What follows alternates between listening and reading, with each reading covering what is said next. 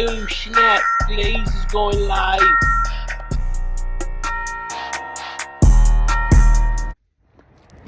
Developing story in Forest Hill where police are investigating a deadly shooting. A father and his little girl were killed, the area's third deadly shooting in just the past few weeks. 2 people were killed in a shooting on February 21st at an auto sales business on Mansfield Highway. And then just 2 days later, police found a pair of siblings who'd been hit by a stray bullet on Frisco Avenue. One of the siblings died. And today's shooting happened at a car wash on Forest Hill Drive. We saw people who knew the dad and his daughter gathered right outside that car wash looking for answers. And as Scoop Jefferson discovered, the little girl just celebrated her birthday yesterday. Somebody had already reported it and they were on their way. Becky Johnson is one of several people living near Slappy's car wash in Forest Hill who called 911 Monday morning describing gunfire. And I heard 6, 1, 2, 3, pop, pop, pop, pop, pop. Then about a few seconds later, I heard another 6, 1, 2, 3, in concession, real fast. The same gunfire woke up Pamela Barrett, who learned more about the shooting from her son's telephone call. I said, Mom, hey, I'm up here at the gym.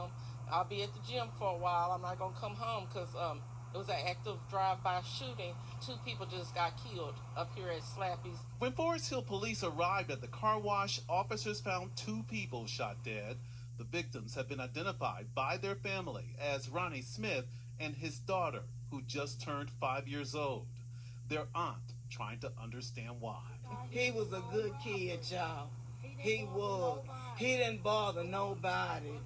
He didn't. His aunt, Stella Houston, describes her nephew as a well-known Fort Worth rap artist named LilRonnie. Sources tell WFAA someone opened fire on Smith. He was using the vacuum as his daughter waited inside the car. Forest Hill police are looking for the shooter, but haven't named any suspects. The shooting drew a large crowd of family, friends, and people who knew LilRonnie from the music scene.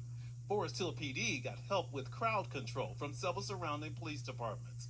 As people living nearby pray they'll feel safe again.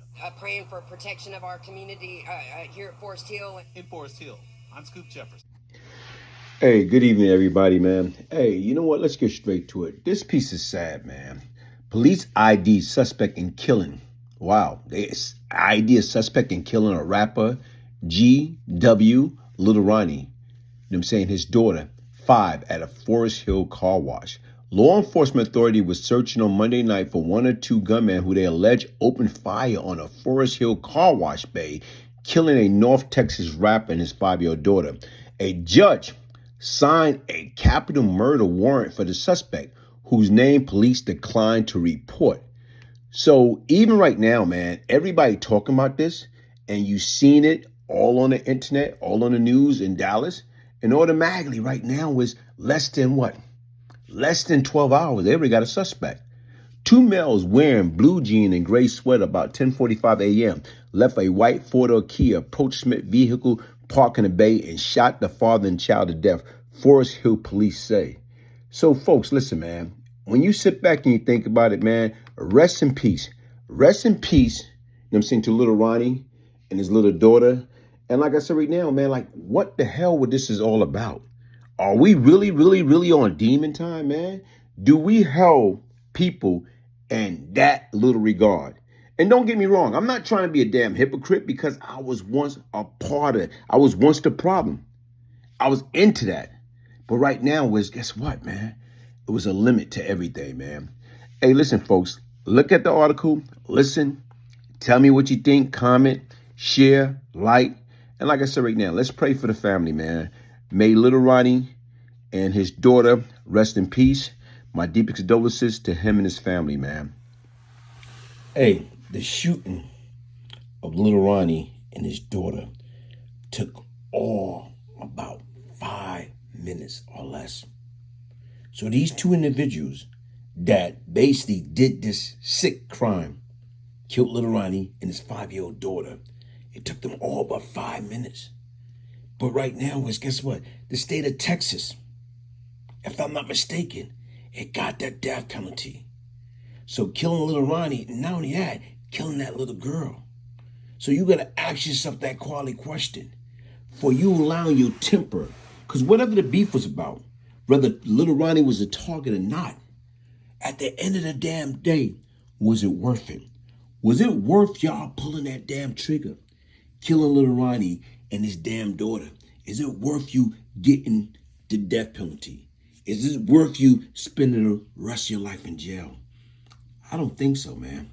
Hey, get away and stop. You know what I'm saying? With this stupid mentality. Keep this in mind. Temper is what get us into trouble, and pride is what keep us there.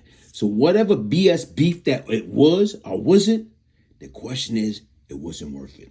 I am the real Brian Glaze Gibbs. Hit the like button, subscribe, share, support. If I can change, anybody could change. I'm facing 2 murders, kidnapping, weapon charges. Guess what happened? Now I'm a menace because Brian had associated himself with probably the most ruthless and notorious cocaine crack enterprise in the city, that being Howard Pappy Mason and Lorenzo Fat Cat Nichols. NYPD rookie police officer was murdered, executioner style. And as I'm listening to that, I'm like, whoa.